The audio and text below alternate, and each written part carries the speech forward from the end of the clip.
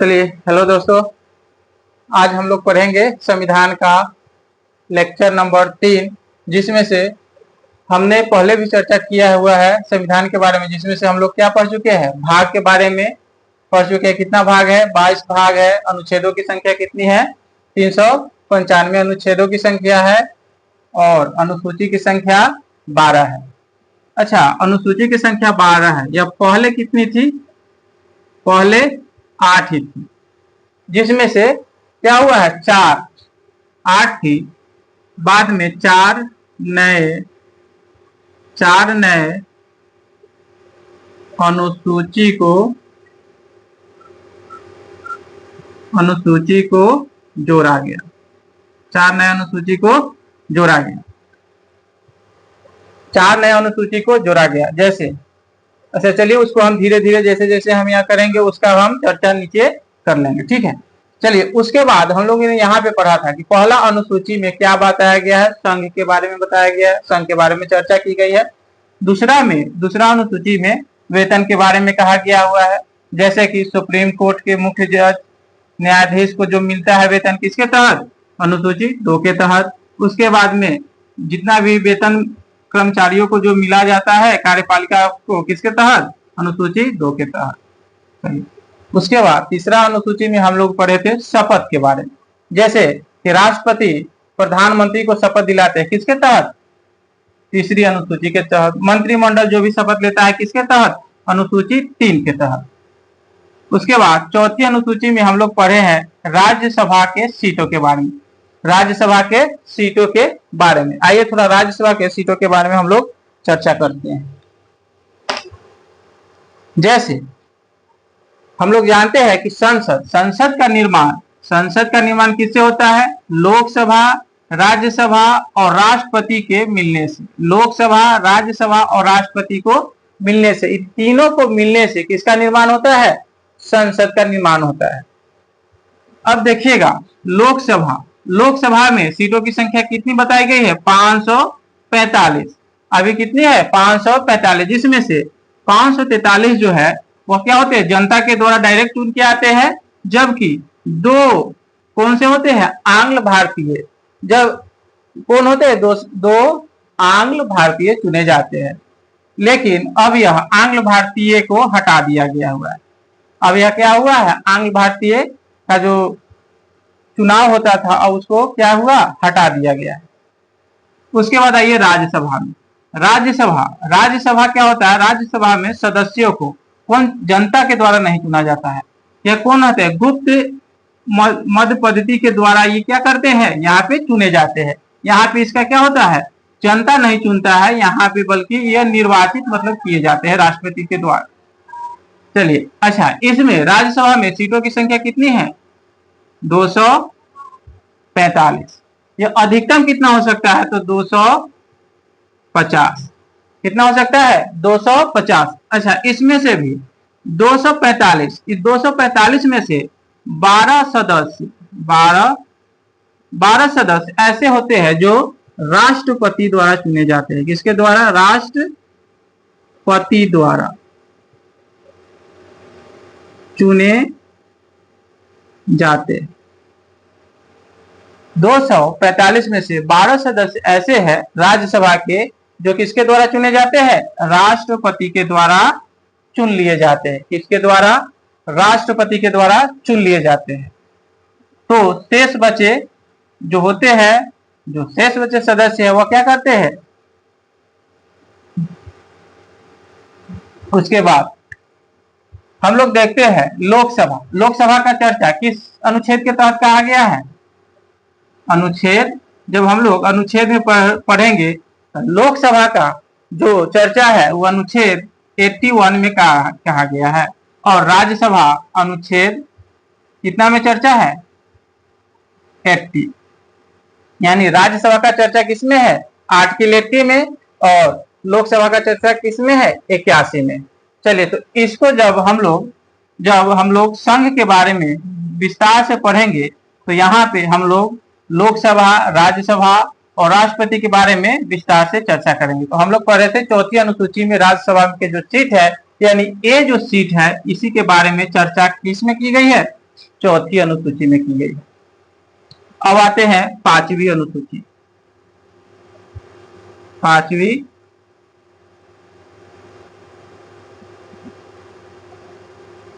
पांचवी अनुसूची। अच्छा, पांचवी अनुसूची में एससी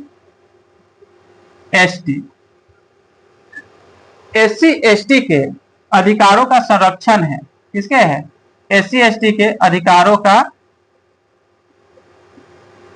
अधिकार का संरक्षण, यानी एससी एसटी के, जैसे आप देखते होइएगा कि बहुत सारा सीट क्या होता है, एससी एसटी के लिए आरक्षित होते हैं। जैसे कि हाजीपुर का जो चुनाव होता है, हाजीपुर बिहार का जो विधानसभा का चुनाव होता है, वह किसमें होता है? वहां पे सिर्फ या तो एससी एसटी के ही सदस्य क्या होते हैं, वहां पे भाग ले सकते हैं, यानी आरक्षित। यानी किसके लिए? एससी एसटी के लिए। उसी का चर्चा किस अनुसूची में किया गया है? अनुसूची में, अनुसूची 5 में, या पहले भी बता चुके हैं। चलिए, उसके बाद आता है छठी अनुसूची।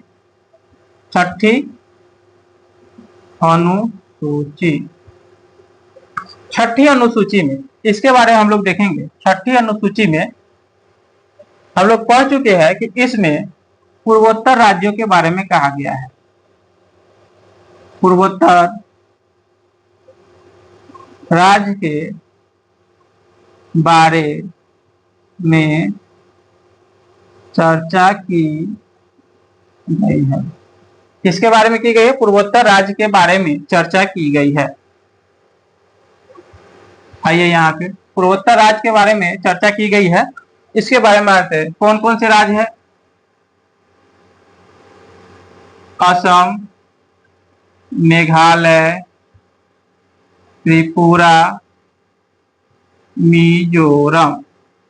यहाँ पे समझते हैं, यानी इसमें पूर्वोत्तर के राज्य के बारे में क्या चर्चा की गई है। जैसे हमारा संविधान सभी राज्यों में बराबर रूप से क्या होता है? लागू किया जाता है। बराबर रूप से क्या होता है? लागू किया जाता है। लेकिन यह जो पूर्वोत्तर राज्य है, यहाँ पे अधिकतर बसने वाले कौन है? जनजातीय लोग हैं।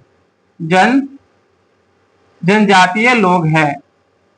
यहाँ का खुद का अपना कानून होता है, इसीलिए हम लोग यहाँ पे क्या करते हैं? संविधान का सभी कानून यहाँ पे थोप नहीं सकते हैं।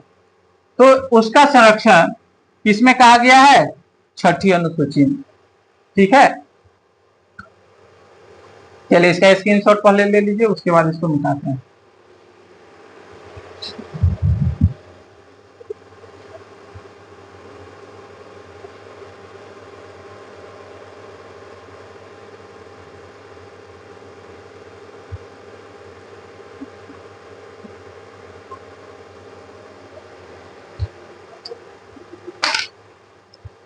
चलिए, यहां तक हम लोग पढ़ चुके हैं।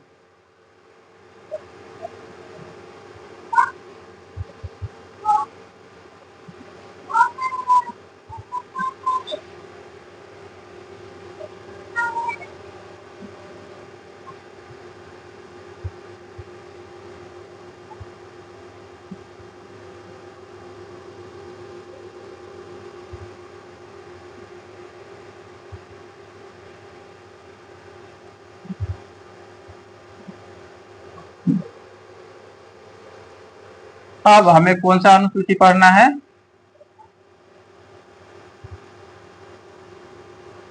अनुसूची 7। कौन सी अनुसूची? 7वीं अनुसूची। चलिए, इसमें हम लोगों ने पढ़ा था, इसमें 7वीं अनुसूची में इसमें हम लोगों ने पढ़ा था कि इस 7वीं अनुसूची में क्या था? संघ एवं राज्यों के बीच शक्तियों का विभाजन। संघ और राज्य के बीच किसका? शक्तियों का विभाजन। इसमें 3 रूपों में शक्तियों को विभाजित किया गया था, जो कि हम पढ़ चुके हैं। पहला था संघ, दूसरा था राज्य और तीसरा था समवर्ती सूची। राज्य, सूची, संघ, सूची, हम लोग यहां तक पढ़ चुके थे। इसमें अब आइए समझते हैं। जैसे संघ सूची का मतलब होता है केंद्र सरकार से। किससे? केंद्र सरकार से। राज्य सूची का मतलब होता है राज्य सरकार से, तथा समवर्ती सूची का मतलब है केंद्र तथा राज्य से। केंद्र तथा राज्य से। आइए बहुत ही आसानी भाषा में हम लोग समझते हैं संघ सूची, राज्य सूची और समवर्ती सूची के बारे में। आइए पहले हम लोग देखेंगे संघ सूची। जब संविधान निर्माण हुआ था उस समय, जब संविधान का निर्माण हुआ था उस समय, यानी कि मूल संविधान में केंद्र के पास कितनी शक्तियां दी गई थी, यानी कितने विषय दिए गए थे? 97 विषय दिए गए थे। कितने विषय दिए गए थे? 97 विषय दिए गए थे, जिसमें से पहले था अब यानी वर्तमान में कितना है? 100 विषय। पहले कितना था? 97, अभी कितना है? 100 विषय है। ठीक है। अब इसमें कहा गया है कि इसमें अगर कोई कानून बनाएगा तो वह सिर्फ केंद्र सरकार ही बनाएगा। राज्य सूची में कहा गया है कि यह सिर्फ राज्य सरकार ही बनाएगा। इसमें जो भी है, जैसे राज्य सूची में कितना विषय दिया गया था? राज्य सूची में विषयों की संख्या 66 थी, जो अब घटा दी गई है और कितना कर दिया गया है? 61। कितना कर दिया गया है? 61। ध्यान दीजिए, संघ सूची में पहले कम था, यानी कितना था? 97, लेकिन इसमें 3 गो और बढ़ा के कितना अब कर दिया गया है? 100 विषय। राज्य सूची में पहले विषय दिया गया था 66, जिसमें से घटाकर अब कितना कर दिया गया है? 61। और यहां देखिएगा समवर्ती सूची में कितना विषय दिया गया था? समवर्ती सूची में विषय दिया गया था 47। कितना दिया गया था? 47, जो अब कितना हो गया है? जो अब 52 हो चुका है। ध्यान से समझिए, संघ सूची केंद्र सरकार बनाएगी, सरकार जो भी कानून बनाएगी। राज्य सूची राज्य सरकार बनाएगी, उसमें कानून। तथा समवर्ती सूची में केंद्र और राज्य दोनों मिलकर कानून बनाएगा। समवर्ती सूची में क्या होगा? केंद्र और राज्य दोनों क्या करेगा? दोनों मिलकर इसमें कानून बनाएगा। इसमें विषय कितना दिया गया था? 97। अब कितना है? 100। राज्य सूची में पहले कितना विषय दिया गया था? 66। अब कितना है? 61। समवर्ती सूची में पहले कितना विषय था? 47। अब कितना है? 52। अब यहाँ पे हम देखते हैं संघ सूची में कौन कौन से विषय दिए गए हैं। कुछ महत्वपूर्ण विषय, कुछ महत्वपूर्ण विषय की चर्चा हम लोग करते हैं। ठीक है, इसमें कुछ महत्वपूर्ण विषय दिया गया है। जैसे कि अगर कोई कानून बनाया जाता है, अगर कोई देश के विषय में कानून बनेगा, देश के विषय में कोई कानून, देश के विषय में कोई कानून बनाना हो, तो किसके अंतर्गत आएगा? संघ सूची के। जैसे जैसे कि सेना, जैसे कि सेना किस सूची के अंतर्गत आएगा? संघ सूची के अंतर्गत। सेना किसके अंतर्गत आएगा? संघ। उसके बाद टैक्स, जैसे कर, जैसे जीएसटी, जीएसटी, जीएसटी किसके अंतर्गत आएगा? संघ सूची के अंतर्गत। उसके बाद इसमें जैसे कि आप, जैसे सेना हो गया, जीएसटी हो गया, और भी बहुत सारे इसमें है जीएसटी के तहत ही। आइए देखते हैं उसमें से कौन कौन से है।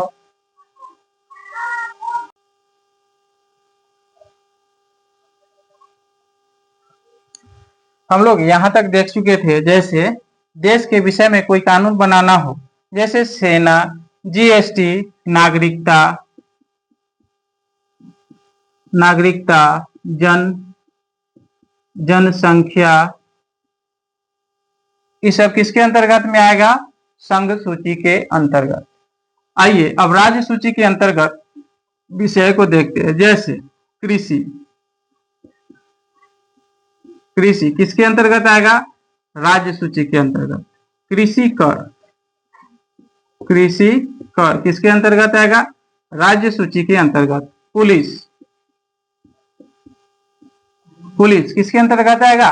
राज्य सूची के अंतर्गत। उसके बाद में आप,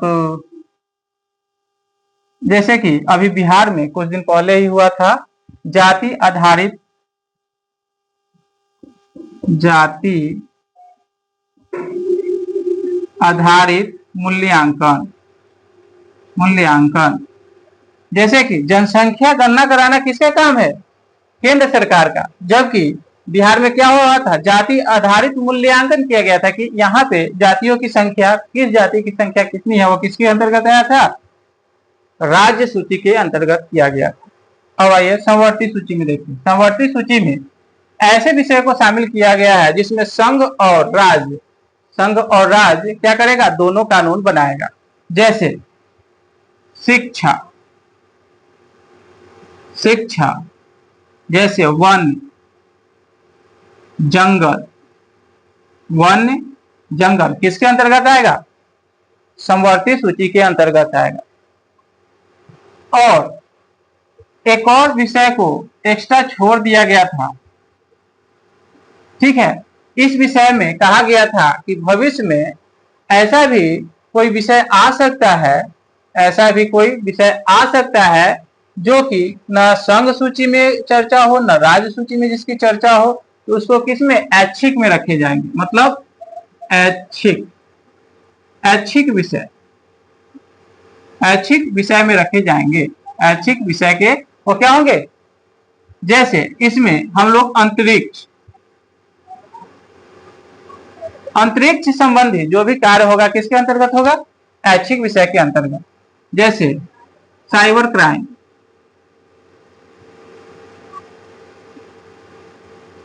साइबर क्राइम, साइबर पुलिस,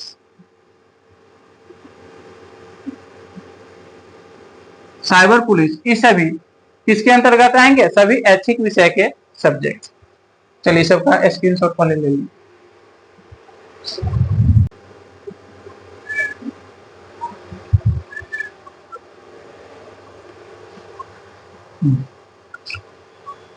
आइए अब हम लोग देखते हैं अनुसूची 8वीं। कौन सी? 8वीं अनुसूची। 8वीं अनुसूची, इसमें 22 भाषाओं, 22 भाषाओं का वर्णन मिलता है। कितना? 22 भाषाओं का। 8वीं अनुसूची में 22 भाषाओं का वर्णन मिलता है। लेकिन इसमें ध्यान रखने वाली बात यह है कि 8वीं अनुसूची में मूल संविधान में पहले 14 भाषाएं थी। कितनी थी? 14 भाषाएं को शामिल किया गया। जब संविधान निर्माण हुआ था तो उस समय कितनी भाषाएं को शामिल किया गया था?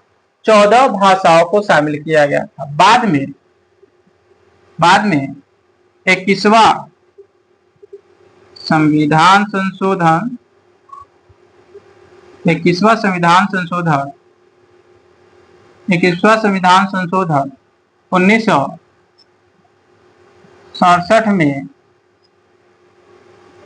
1967 में सिंधी भाषा को जोड़ा गया। सिंधी भाषा को जोड़ा गया। हम लोग जान रहे हैं कि मूल संविधान में टोटल कितनी भाषाएं थी? मूल संविधान में टोटल कितनी भाषाएं थी? तो 14। ठीक है। उसमें कब जोड़ा गया था? 1967 में 21वां संविधान संशोधन द्वारा सिंधी भाषा को जोड़ दिया गया था। उसके बाद ठीक है, इसके बाद 3 और नए भाषाओं को जोड़ा गया। 71वां संविधान संशोधन 21वां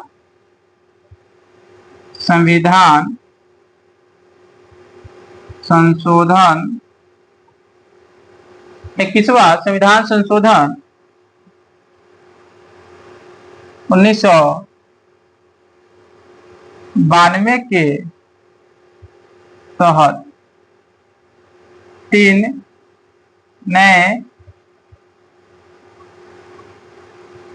भाषाओं को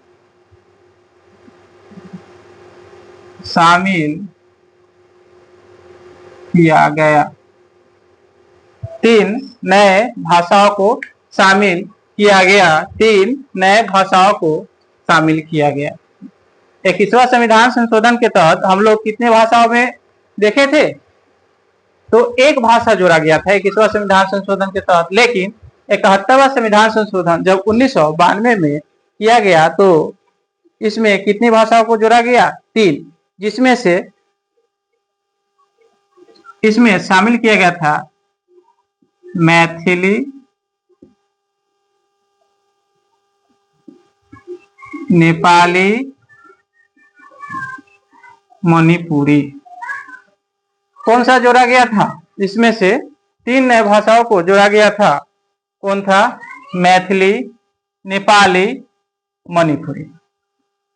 3 को 71वां संविधान संशोधन द्वारा जोड़ दिया गया था। ठीक है। तथा कितने भाषा हो गए देखते हैं। यहाँ 14, एक 15, 16, 17, 18 भाषा हो गया। फिर 92वां संविधान संशोधन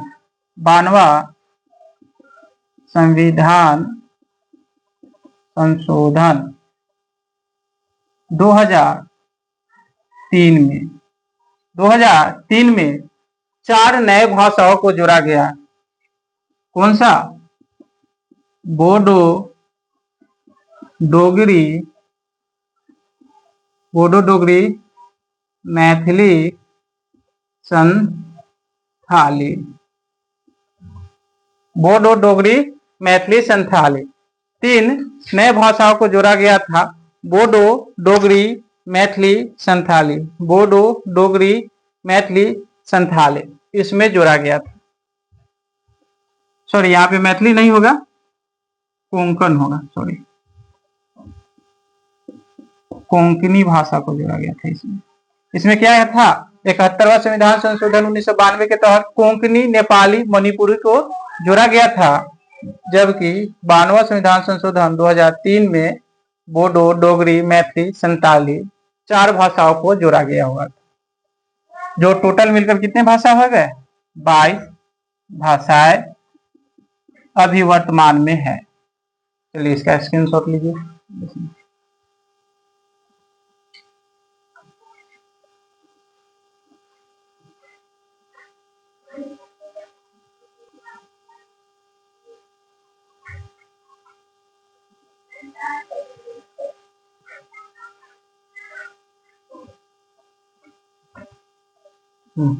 चलिए यहां तक हो गया। चलिए अब यहाँ पे हम लोग देखते हैं 9वीं अनुसूची। कौन सी? 9वीं अनुसूची।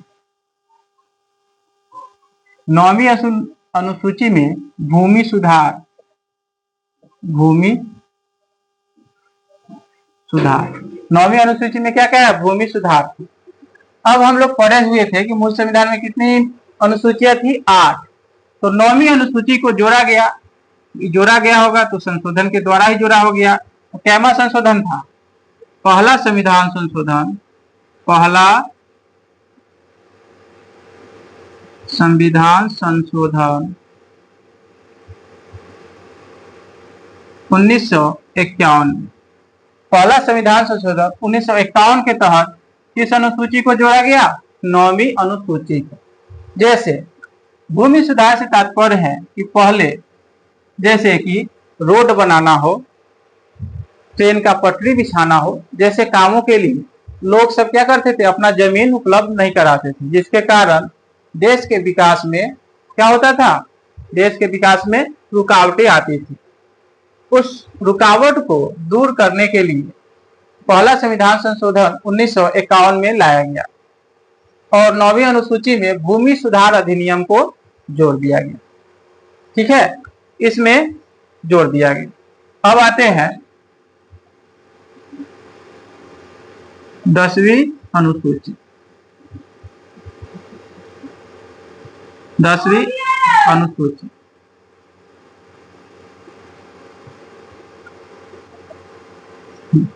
10वीं अनुसूची में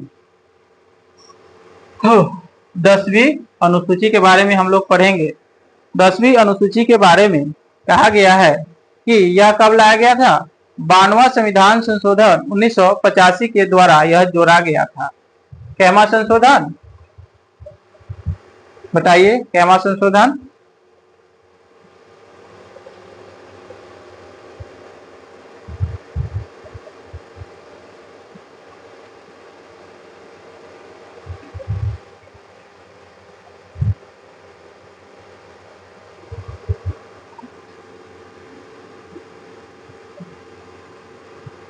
बानवा संविधान संशोधन 1985 में लाया गया था। 10वीं अनुसूची 92वां संविधान संशोधन 1985 में जोड़ा गया था। इसमें दल बदल के बारे में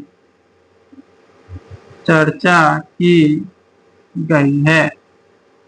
यानी इसमें कौन सा लाया गया कानून? दल बदल कानून लाया गया था। जैसे इसमें होता क्या था कि किसी भी पार्टी के सदस्य जब वह इलेक्शन जीतते थे, जब वह इलेक्शन जीत गए तो वह अपना पार्टी चेंज करके दूसरे पार्टी में चल जाते थे। पार्टी चेंज करके दूसरी पार्टी में चल जाते थे। जैसे कोई सदस्य भाजपा का है, कोई सदस्य भाजपा का है और वह भाजपा से सीट जीत गया। इलेक्शन क्या हुआ? सीट जीत गया और वह भाजपा को छोड़कर जाके मिल गया कांग्रेस में। जाके किसमें मिल गया? कांग्रेस में। तो कांग्रेस के विधायकों की संख्या क्या हो जाएगी? बढ़ जाएगी।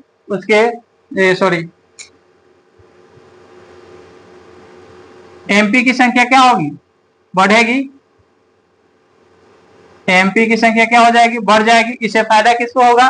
कांग्रेस को होगा। क्यों? क्योंकि ये जीता ही रहता था और यह मंत्री पद पे ही रहता था, जिसके कारण या कांग्रेस का कोई सदस्य जीतकर भाजपा में जाके मिल गया और वहां पे नेता बन गया। तो इसको सही करने के लिए 91वां संविधान संशोधन 1925 लाया गया, जिसमें दल बदल के बारे में बताया गया कि कोई व्यक्ति पार्टी चेंज कर सकता है इलेक्शन होने से पहले। क्या? इलेक्शन होने से पहले अगर इलेक्शन होने के बाद कोई भी अगर पार्टी चेंज करता है तो उस पर दल बदल विरोध कानून लागू किया जाएगा और उस पर कानूनी कार्रवाई की जाएगी। यही बात इस 10वीं अनुसूची में कही गई है।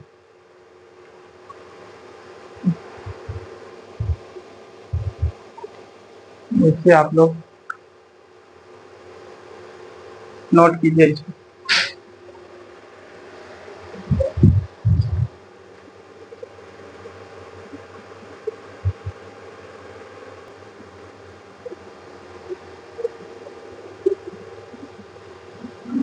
हो गया, चलिए इसको अब मिटाते हैं।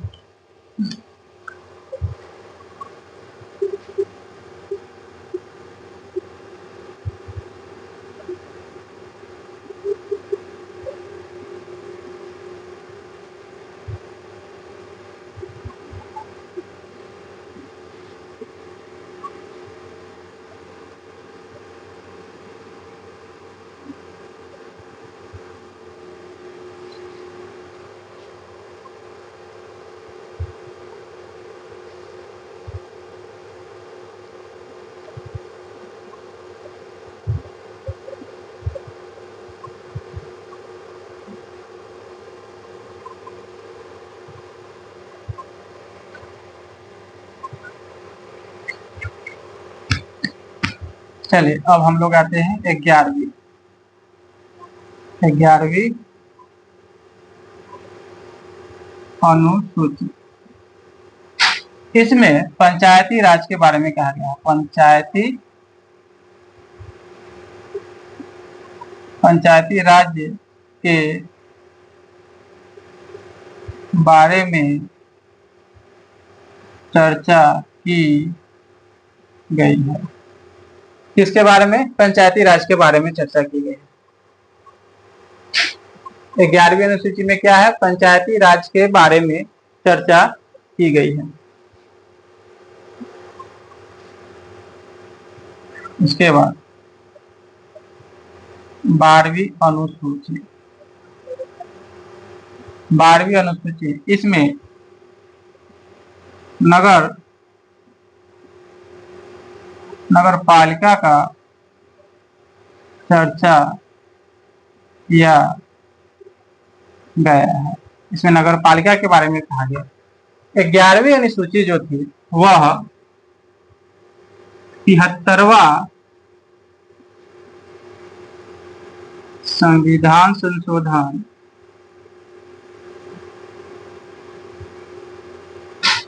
73वां संविधान संशोधन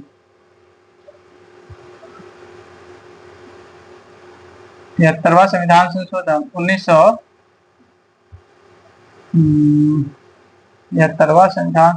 1900 कब लाया गया था?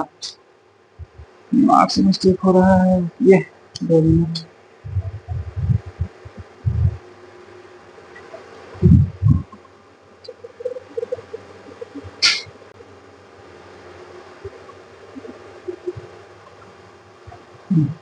चलिए हम लोग देखते हैं। 11वीं अनुसूची को 73वां संविधान संशोधन 1997 के तहत जोड़ा गया था और इसमें 29 विषय शामिल किए गए थे। कितने विषय शामिल किए गए थे? 29 विषयों को शामिल किया गया था। 11वीं अनुसूची पंचायती राज के बारे में चर्चा करता है। इसे 73वां संविधान संशोधन 1997 में के तहत जोड़ा गया था और इसमें कितने विषय दिया गया था? 29 विषय। 12वीं अनुसूची किसमें चर्चा है? नगर पालिका का चर्चा है। यह 74वां संविधान संशोधन 1997 में जोड़ा गया। 1997 में जोड़ा गया। इसमें कितने विषय दिए गए हैं? इसमें 18 विषयों की चर्चा है। इसमें कितने विषयों की चर्चा है? 18 विषयों की चर्चा है।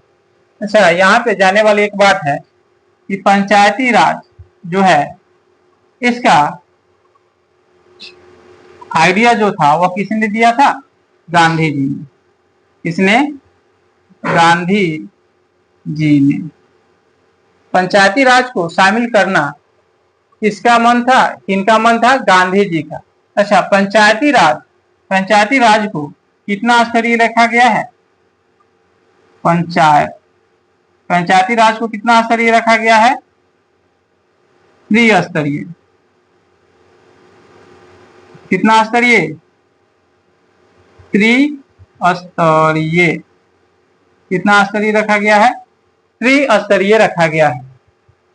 जैसे गांधी जी का कहना है कि गांव का विकास तभी होगा जब गांव में रहने वाले लोग वहां की खुद बागडोर संभालेंगे। कोई एमएलए, एमपी दिल्ली में बैठकर, राजधानी में बैठकर गांव का सही मुआयना नहीं कर सकता है। इसके लिए पंचायती राज जरूरी है।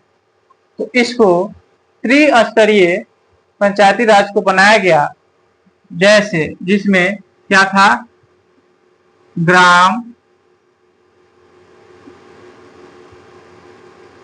जिसमें ग्राम शामिल किया गया था। उसके बाद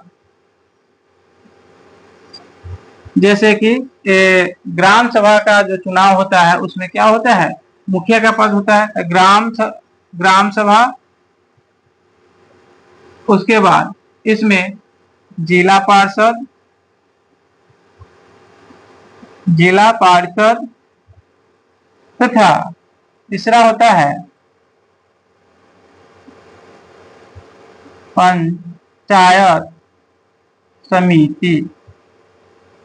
कौन कौन होता है? पंचायत समिति। जैसे ग्राम सभा का मुखिया कौन होता है? ग्राम सभा के मुखिया को हम मुखिया ही बोलते हैं। ग्राम सभा में कौन होगा? मुखिया होगा। जिला में कौन बैठेगा? जिला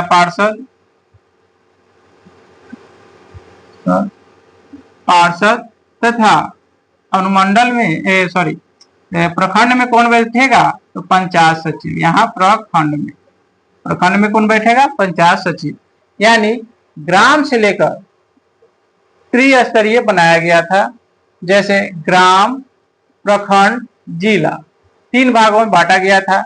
ग्राम सभा में मुखिया बैठेगा, जिला परिषद जाएगा जिला में, ठीक है, जिला परिषद कहाँ बैठेगा? जिला में। उसके बाद पंचायत समिति कहाँ बैठेगा? प्रखंड में बैठेगा। यह किसका सपना था? गांधी जी का था। अच्छा बताइएगा, पंचायत जो है वह किस आर्टिकल में है? आर्टिकल 40 में। आर्टिकल 40 में इसकी चर्चा की गई है। आर्टिकल 40 में इसकी चर्चा की गई है, जो हम लोग आगे पढ़ेंगे। चलिए जल्दी से ना इसका स्क्रीनशॉट ले लीजिए।